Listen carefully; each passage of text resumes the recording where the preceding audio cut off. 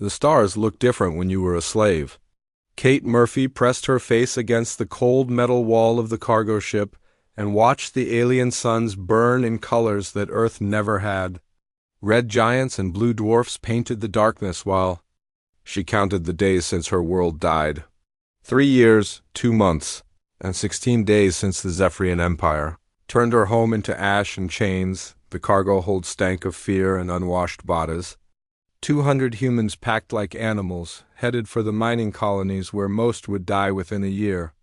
Kate sat perfectly still among them, her enhanced hearing picking up every whispered prayer and muffled sob. The other prisoners saw just another broken woman with short brown hair and tired eyes. They had no idea that the Empire's most wanted fugitive sat 3 feet away from them. Kate's wrists bore the same energy shackles as the others, but hers were already broken, her modified.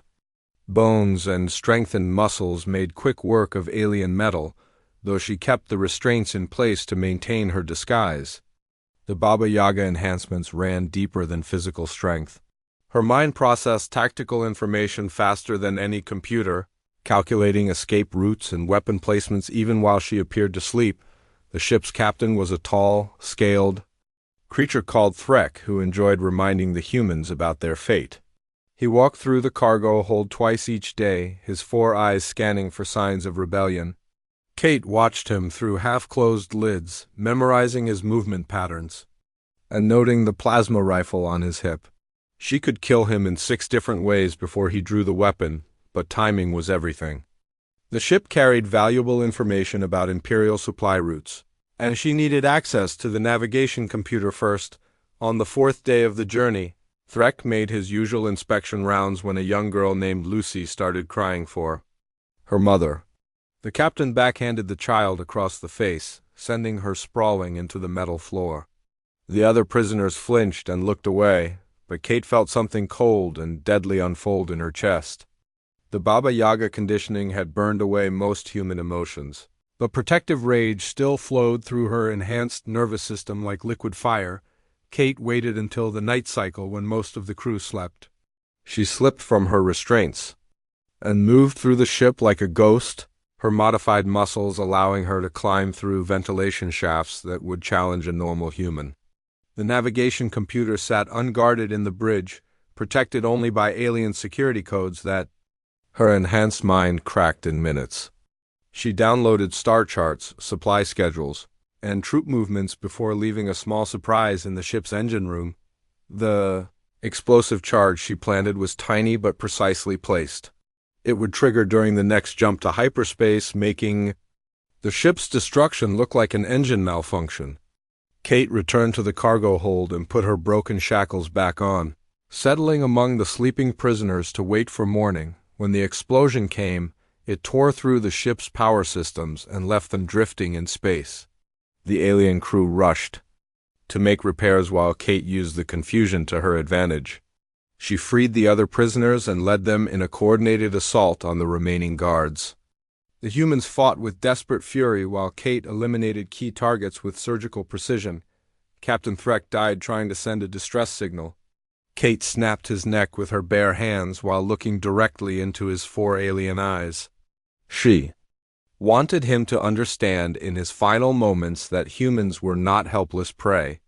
They were predators who fought back when cornered. The rescued prisoners cheered as Kate took control of the ship, but their celebration died when she explained the reality of their situation. They were deep in Imperial space with a damaged vessel and limited supplies. Most would not survive the journey to safe territory, and the Empire would hunt them mercilessly once the ship's destruction was discovered. Kate offered them a choice. She could take them to a hidden refugee colony where they might live in safety, or they could join her in something far more dangerous. She was not just running from the Empire, she was fighting it, one ship and one base at a time. The work was deadly and the odds were terrible, but every small victory saved more human lives and weakened alien control. 37 of the freed prisoners chose to follow her. The rest she delivered to New Haven, a secret colony built inside a hollowed asteroid where other rescued humans tried to rebuild their lives. Kate stayed just long enough to transfer her intelligence about Imperial movements to the colony's leaders before disappearing again into the dark between stars. Her ship was called the Iron Tooth, a modified Imperial corvette she had stolen during her first escape. The vessel's stealth systems and enhanced weapons made it perfect for the kind of war she fought. Hit fast, hit hard, and vanish before the enemy could respond. Kate had learned patience during her training on Earth, but the Baba Yaga enhancements made her something beyond human endurance. She could go days without sleep and weeks without rest, driven by programming that would not let her stop while innocents suffered. The Iron Tooth's computer contained detailed files on Imperial military installations across 12 star systems. Kate studied each target carefully, looking for weaknesses she could exploit. Supply depots with minimal security, prisoner transport ships with predictable routes, command posts that relied too heavily on alien arrogance and too little on actual defenses. She chose her targets based on maximum impact and minimum risk to civilian populations. The Empire ruled through fear, but Kate had learned something important during her 3 years of guerrilla warfare. Fear worked both ways. Every successful attack made Imperial commanders more paranoid and more likely to make mistakes. Every rescued prisoner carried stories of the human woman, who appeared from nowhere to strike at their captors. The aliens had a name for her now. They called her the Ghost Walker in their own language, though Kate preferred the Cody name from her old unit. She was Baba Yaga, the witch from human folklore who punished the wicked and protected the innocent. The Empire had marked her for death, but they had no idea what kind of monster their actions had created. Kate Murphy had been a good soldier once, following orders and trusting in chain of command, but good soldiers died when Earth fell. What survived was something harder and more dangerous. She was a weapon pointed at the heart of an empire that thought humans were nothing more than slaves and target practice. The aliens would learn the truth soon enough. Some monsters wore human faces, and the greatest predators were those who hunted to protect rather than to destroy. Kate set course for her next target and began planning another lesson in human determination. The Empire wanted to play with Earth's children, but they had forgotten the most important rule about humanity. Humans always fought back. King Vextar stood before the massive holographic display in his throne room, watching red markers spread across the star map like drops of blood. Each marker represented an Imperial facility that the human woman had destroyed in the past 6 months: supply depots, prison ships, mining operations, and communication relays. The pattern showed intelligence and planning that no mere slave should possess. The Galactic King was 12 feet tall with scales that shifted from deep green to black depending on his mood. Right now, they were the color of a spaceborne storm, dark and threatening. His advisor, Commander Zeekmore, stood at attention while presenting the latest damage reports. 3 more facilities had gone silent in the past week. Their crews found dead and their prisoners vanished. Zeekmore was a professional soldier who had served the Empire for 20 years, but he had never seen anything like this human female. She struck without warning and left no survivors among the alien forces. Her methods suggested military training far beyond anything the Empire had encountered during Earth's conquest. The woman fought like she had been designed specifically to kill aliens. The hologram shifted to show security footage from the latest attack. A figure in dark clothing moved through the corridors of Station Delta 7 like liquid shadow, disabling guards with movements too fast for the cameras to track clearly.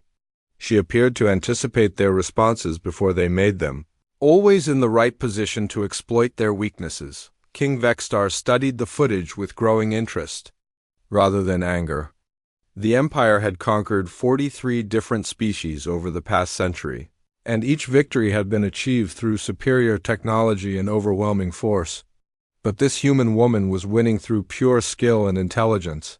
She represented something new and potentially valuable. The king made a decision that would change everything. Instead of simply ordering her death, he declared that the woman must be taken alive. He wanted to study her to understand what made her so effective. Perhaps humans possessed hidden potential that the Empire could exploit.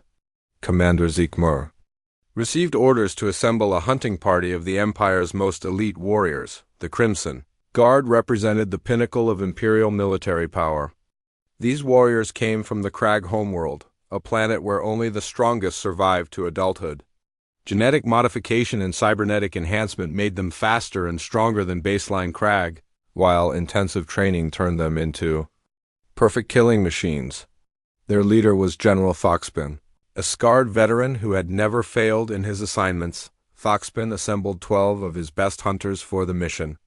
They studied every available piece of evidence about their target, analyzing her attack patterns and tactical preferences. The general quickly realized they were not hunting an ordinary human.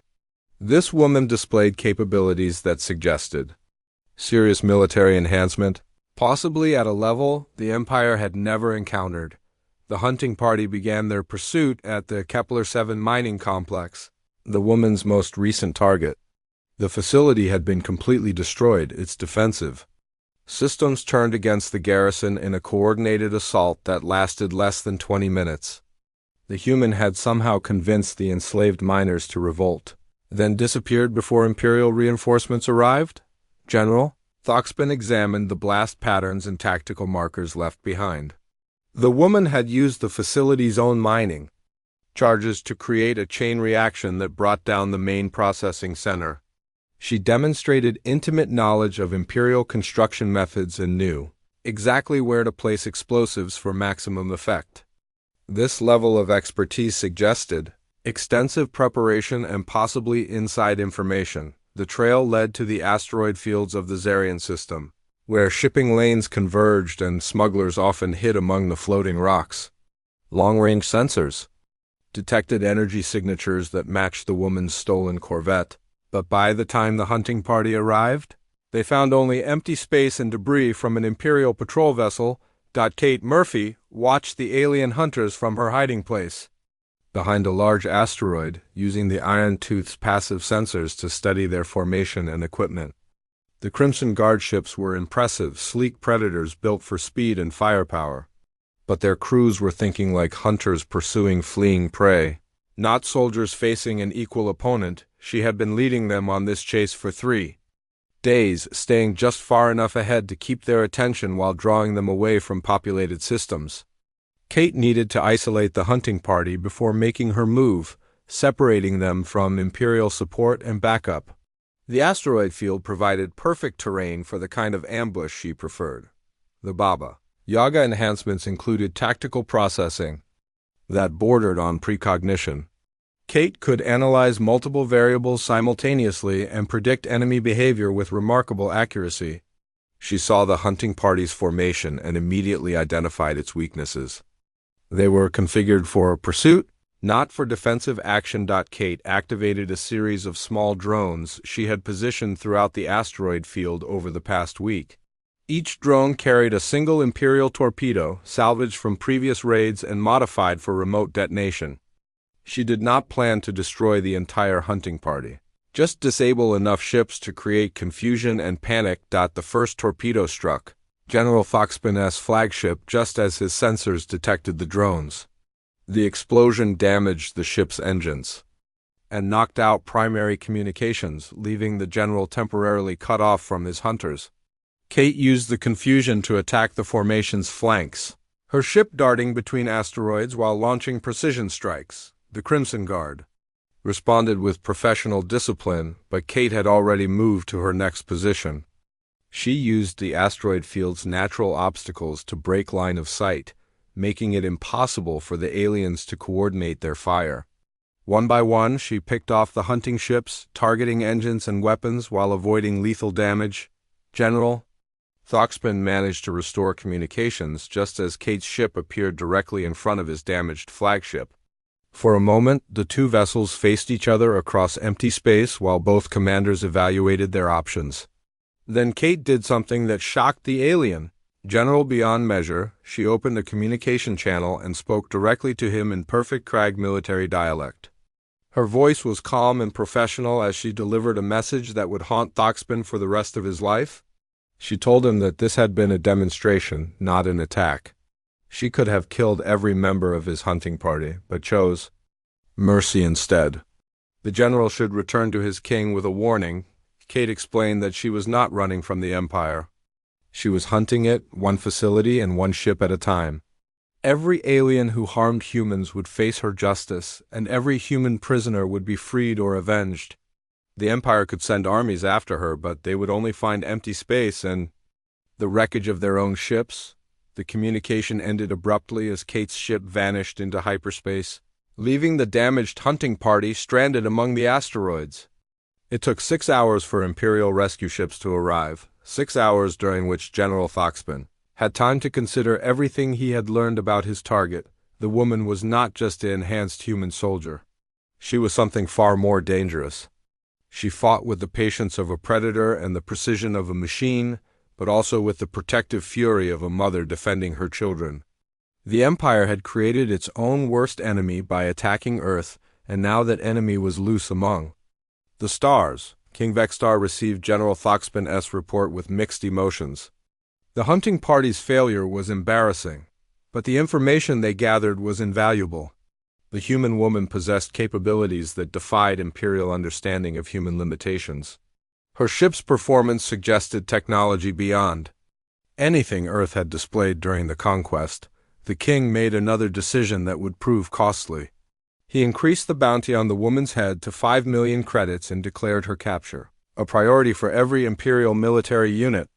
But he also began researching Earth's history, looking for clues about what kind of warrior tradition could produce such a formidable opponent. What he found in the archives disturbed him more than he expected. Earth's mythology contained stories of creatures called witches, supernatural beings who punished evil and protected the innocent. The most famous was Baba Yaga, a figure from Slavic folklore who lived in the forest and dispensed justice to those who sought her out. King Vextar wondered if the Empire had awakened something that should have remained in Earth's past. The woman calling herself Baba Yaga seemed to embody everything the old stories described. She appeared from nowhere to strike at the wicked, then vanished back into the darkness between stars. The hunt would continue, but now the king understood that he was not pursuing a mere human rebel. He was facing something that might be older and more dangerous than the Empire itself. The galaxy's greatest predator had marked one small human woman for death, only to discover that she was the predator. Now, the message came through encrypted channels that only a handful of people in the galaxy knew existed. Kate Murphy sat in the Iron Tooth's pilot chair, reading the intelligence report that changed everything. 2 names appeared on the Imperial prison roster for Zarian Prime, the Empire's most secure facility. Lieutenant Jack Rivera and Captain Amy Foster, her teammates from the Baba Yaga program, were alive. Kate stared at the holographic display showing their prisoner identification photos. Jack looked thinner than she remembered, his dark hair grown long and unkempt during months of captivity. Amy's face bore new scars that spoke of interrogation and torture, but her eyes still held the fierce determination that made her the program's tactical specialist. Both were scheduled for public execution in 72 hours. The trap was obvious and deliberate. King Vextar had spent months studying Kate's psychological profile, learning about her protective instincts and unbreakable loyalty to fellow soldiers. He knew she would never abandon Jack and Amy, even if rescuing them meant walking into the heart of Imperial power.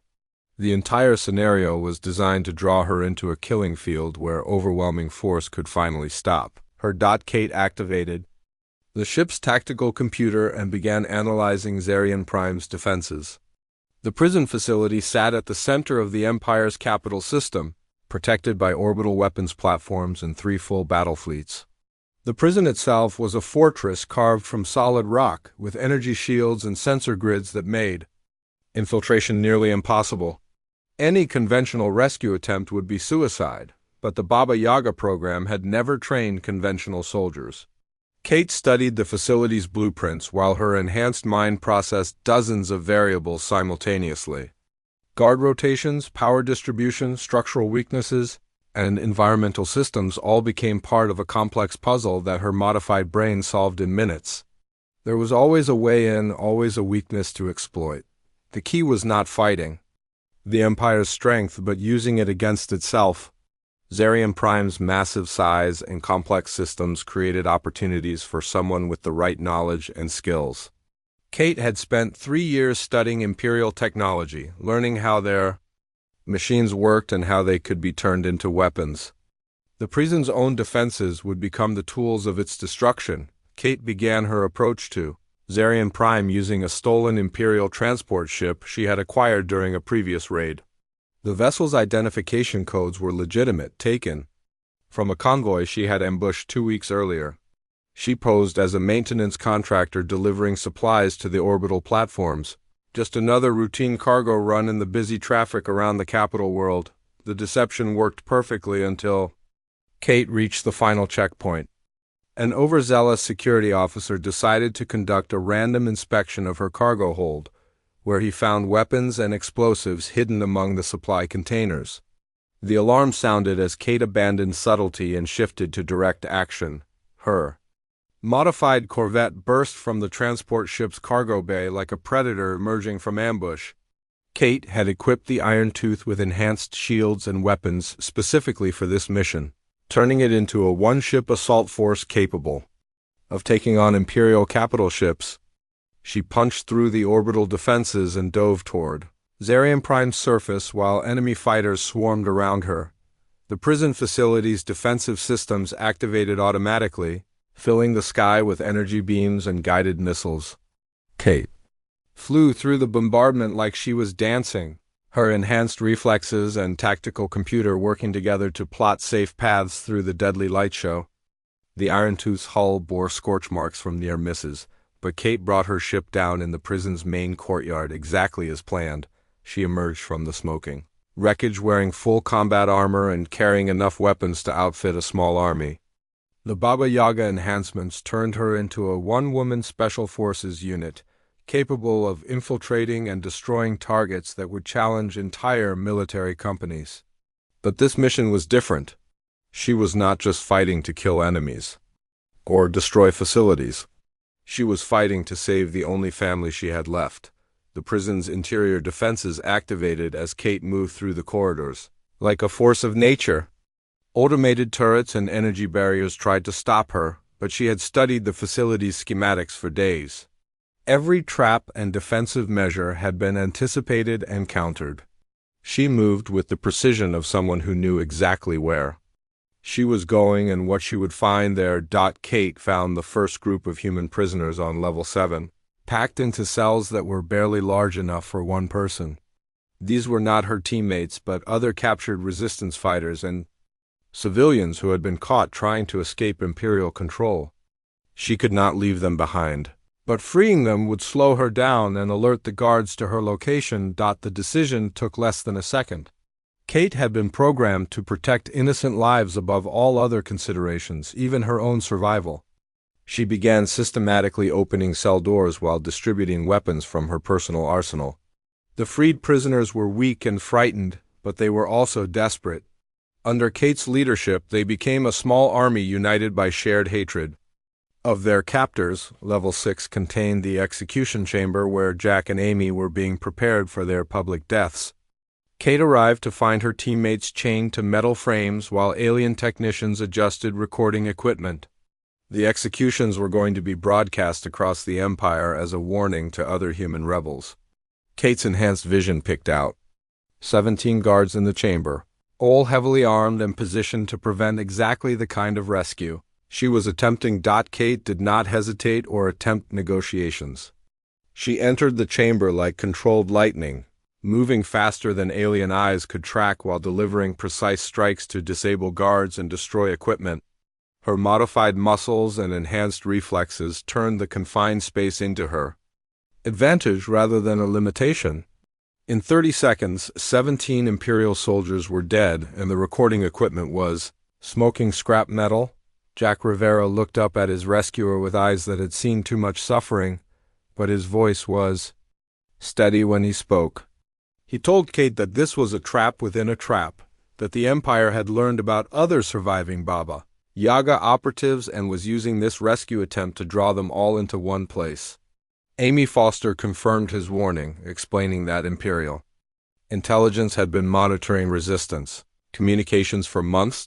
Kate freed her teammates from their restraints while processing this new information. The mission had just become infinitely more complex, but her programming would not allow her to abandon innocence regardless of the tactical situation.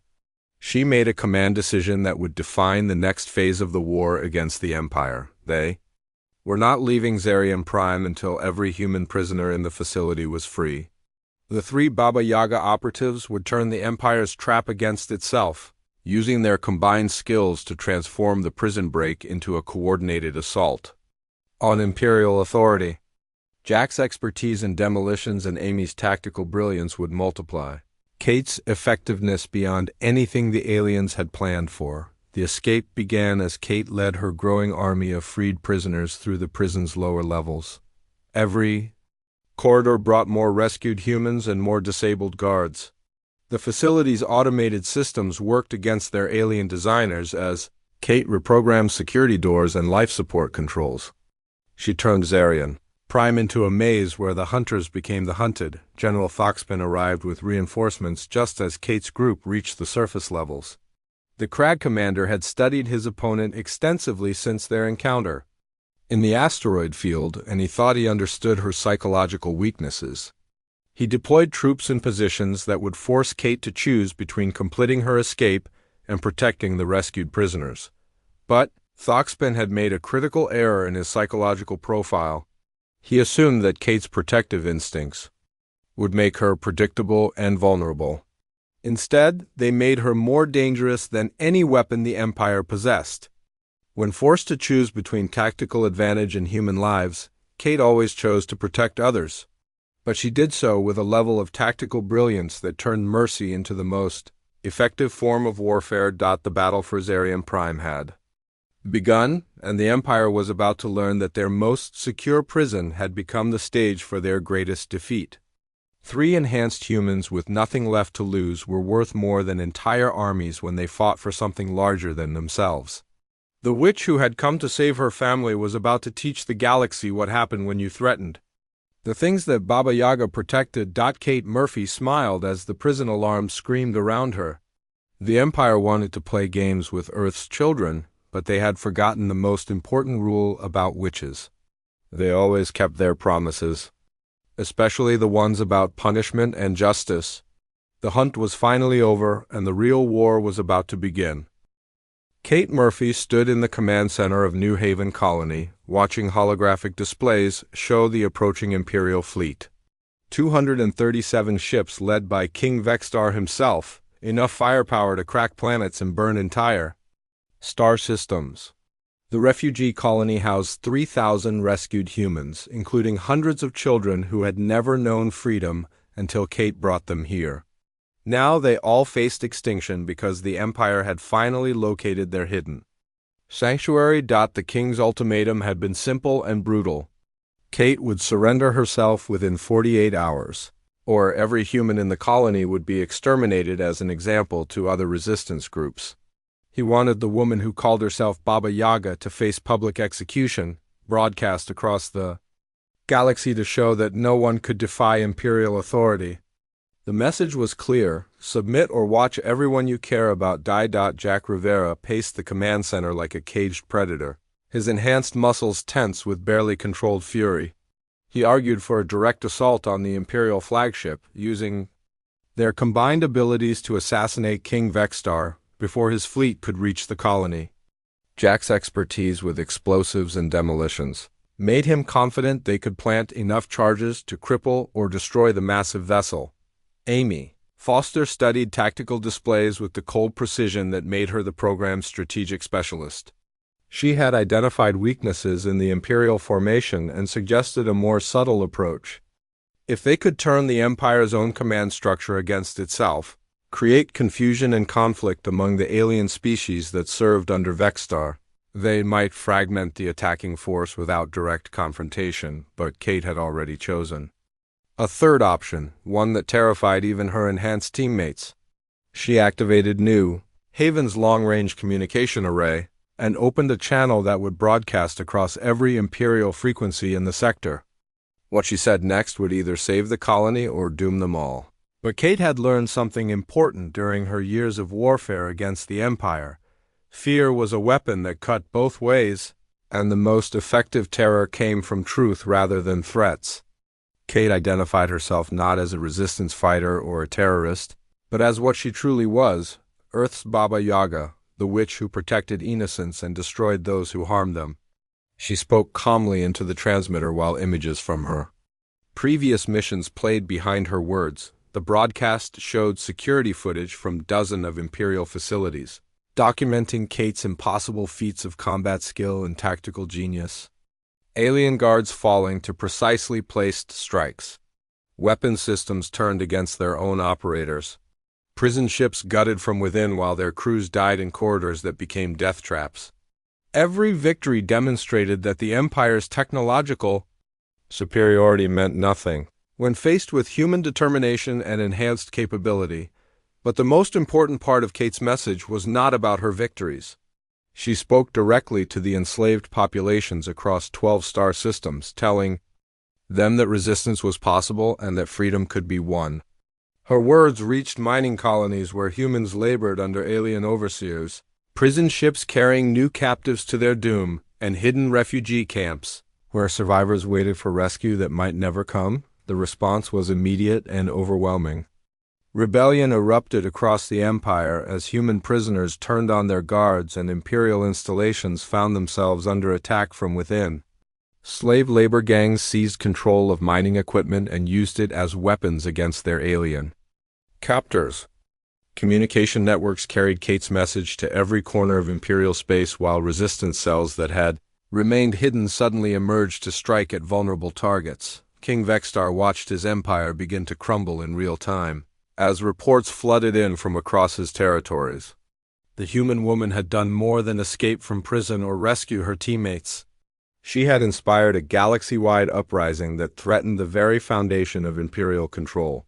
The king realized with growing horror that he was no longer hunting a single fugitive. He was facing a revolution. The Imperial fleet accelerated toward New Haven as Vextar abandoned his original plan. He no longer cared about capturing Kate alive or making an example of her defiance. The woman had become a symbol of resistance that would inspire rebellion until she was completely destroyed. The king ordered his captains to prepare for orbital bombardment that would turn the entire asteroid colony into radioactive dust. Kate monitored Imperial communications from New Haven's command center, watching the enemy fleet approach while her enhanced mind calculated timing and probabilities.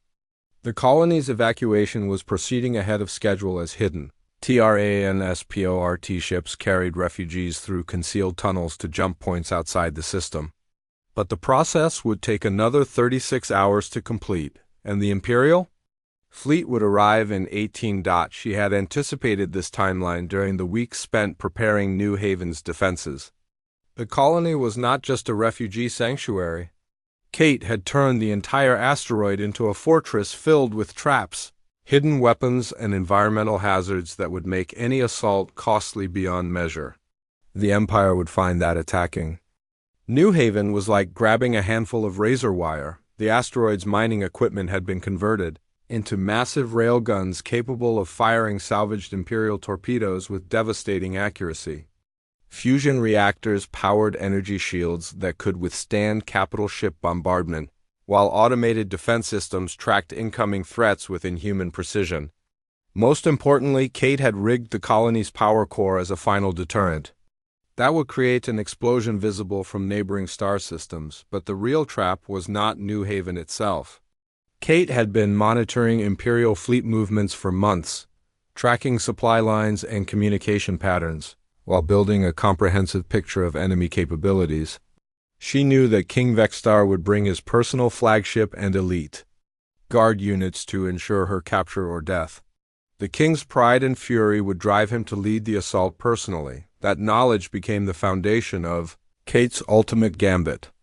While the Imperial fleet focused on New Haven, a fourth Baba Yaga operative would strike at the heart of Imperial power. Lieutenant Sam Carter had been presumed dead since Earth's fall, but he had actually survived by infiltrating the Empire's military hierarchy. For 2 years, He had worked his way up through alien command structures while sabotaging operations from within. Sam's position as an Imperial intelligence officer gave him access to fleet communications and operational planning. He had been aboard King Vextar's flagship for 6 months, gathering information and preparing for exactly this moment.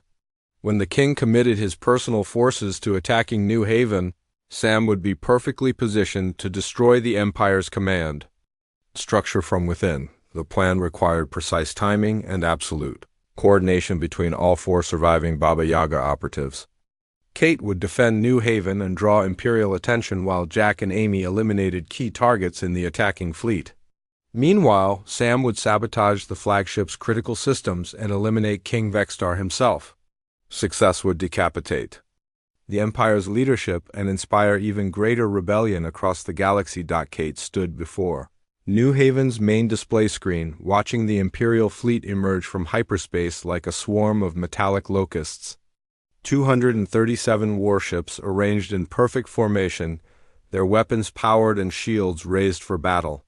King Vextar's flagship dominated the center of the formation, a massive dreadnought that could destroy entire fleets in single-handed combat. The king opened a communication channel and delivered his final ultimatum. Kate had 1 hour to surrender herself or watch every human in the colony die. His voice carried the absolute authority of someone who had never been denied anything he demanded. The galaxy's supreme predator was offering his prey one last chance to submit before the slaughter began. Kate's response was broadcast across all Imperial frequencies so that every ship in the fleet could hear her words. She told King Vextar that she rejected his ultimatum and his authority.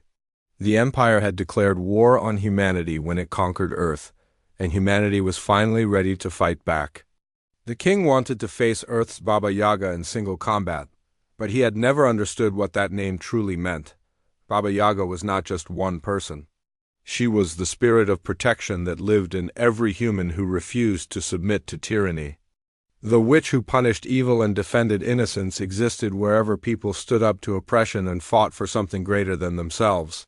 The Empire could kill Kate Murphy, but they could never destroy what she represented. The communication ended as New Haven's defenses activated and the first shots of the final battle lit up the darkness between stars. Kate had chosen her ground and made her stand, but the real war was just beginning. King Vextar thought he was attacking a refugee colony, but he had actually flown his entire fleet into the most sophisticated trap any human had ever constructed. The witch's gambit was in motion, and the Empire was about to learn that some monsters were created by those who fought them. Kate Murphy smiled as the first Imperial torpedoes struck New Haven's shields, because she knew something that King Vextar did not. The hunt was finally over, and the hunters had become the prey. The first torpedo salvo struck New Haven's shields like thunder rolling across the void, but Kate Murphy had prepared for this moment through months of careful planning. The asteroid colony's defenses held against the initial bombardment, while hidden rail guns emerged from concealed positions and returned fire with devastating precision. 3 Imperial destroyers vanished in brilliant explosions as Kate's converted mining equipment proved that human ingenuity could turn any tool into a weapon. King Vextar stood on the bridge of his flagship Dominion Crown, watching his perfect formation dissolve into chaos as the asteroid revealed its true nature. What appeared to be a helpless refugee camp was actually a fortress that struck back with calculated fury. The human woman had turned his overwhelming advantage into a tactical nightmare, where every approach was covered by interlocking fields of fire. Kate coordinated the defense from New Haven's command center, her enhanced mind processing tactical data faster than any computer while her fingers danced across control interfaces. The colony's automated systems responded to her will like extensions of her own body, targeting Imperial ships with inhuman accuracy while managing power distribution and shield harmonics. She had become one with her fortress, a living weapons system that struck with surgical precision. The battle shifted when Kate activated the second phase of her plan. Hidden transport ships launched from concealed bays and scattered in all directions, carrying the last groups of refugees to safety. while Imperial forces focused on the main battle. King Vextar realized too late that the entire engagement was a diversion designed to cover a massive evacuation. The human woman had outmaneuvered him again. Fury overrode tactical wisdom as the Galactic King made the fatal decision that Kate had been counting on. He would board New Haven personally with his elite Crimson Guard, capturing or killing the witch who had humiliated his empire. Vextar commanded his flagship to close with the asteroid while assault shuttles prepared for immediate deployment. His pride demanded that he face this human female in direct combat. Lieutenant Sam Carter received the boarding order from his position in the flagship's intelligence center, confirming that Kate's psychological profile of the alien king was completely accurate. Vextar's arrogance would not allow him to accept victory through orbital bombardment. He needed to prove his personal superiority by defeating the human woman with his own hands. That need would destroy him. Sam had spent 2 years preparing for this moment, carefully positioning himself within the Imperial command structure while sabotaging operations and gathering intelligence. His Baba Yaga enhancements allowed him to mimic alien mannerisms and speech patterns so perfectly that no one suspected his true identity. He was the perfect deep-cover operative, invisible until the moment he struck. The Dominion Crown's defenses began failing systematically as Sam moved through the ship's critical systems. Life support fluctuated in key sections while weapons targeting experienced mysterious malfunctions. He moved like a ghost through corridors he had memorized during months of patient observation, leaving small but precisely placed charges that would create cascading failures throughout the massive vessel. Kate watched King Vextar's assault shuttles approach New Haven's docking bays while her tactical display showed Imperial fleet formations beginning to fragment. Without their flagship's coordination, individual captains were making independent decisions that created gaps in their coverage.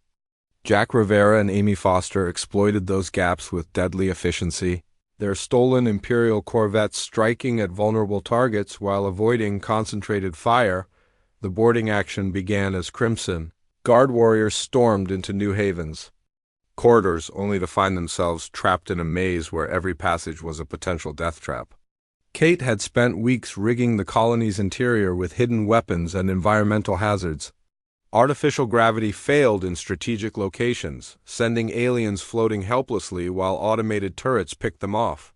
Atmospheric controls created localized pressure changes that ruptured alien respiratory systems. General Thoxpin led the assault with professional competence, but even his enhanced warriors found themselves outmatched by Kate's preparation and tactical genius.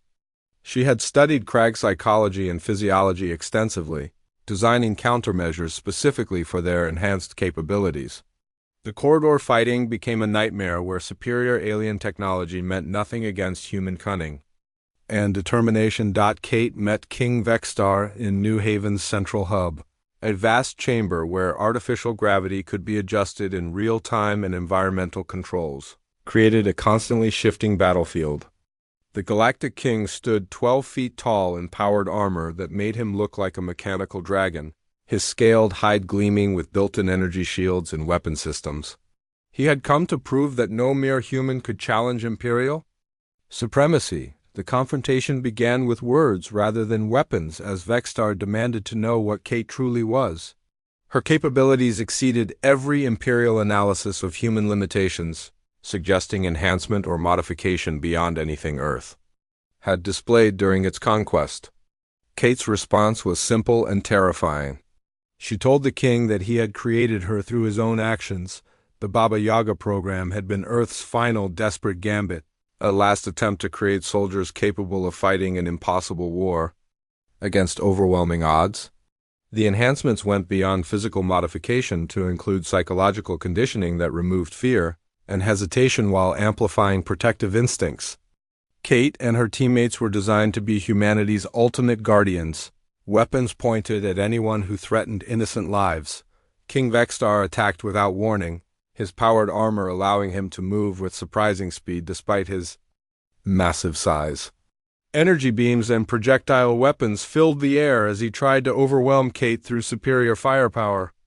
But the Baba Yaga enhancements included tactical processing that bordered on precognition, allowing Kate to anticipate his attacks and respond before he completed them. The battle became a deadly dance as Kate used New Haven's environmental controls against her opponent. Artificial gravity shifted to throw the king off balance, while atmospheric pressure changes affected his armor's performance.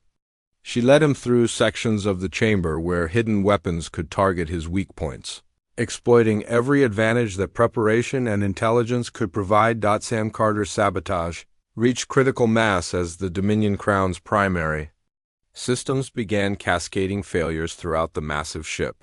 Fusion reactors destabilized while life support failed in key sections, forcing the crew to abandon their posts and focus on damage control.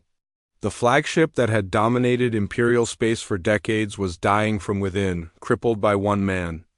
With perfect knowledge of its weaknesses, the explosion began deep in the ship's core as Sam's final charges detonated in sequence, creating a chain reaction that tore through the vessel's superstructure. He had calculated the timing perfectly, ensuring that King Vextar would be trapped on New Haven when his flagship died. The Galactic King's pride had led him into a trap that would cost him everything. Kate felt the Dominion Crown's death through her connection to New Haven's sensors, confirming that Sam had completed his mission. She offered King Vextar the same choice he had given her: surrender and face justice for his crimes, or die with honor in single combat. The alien monarch's response was exactly what she expected.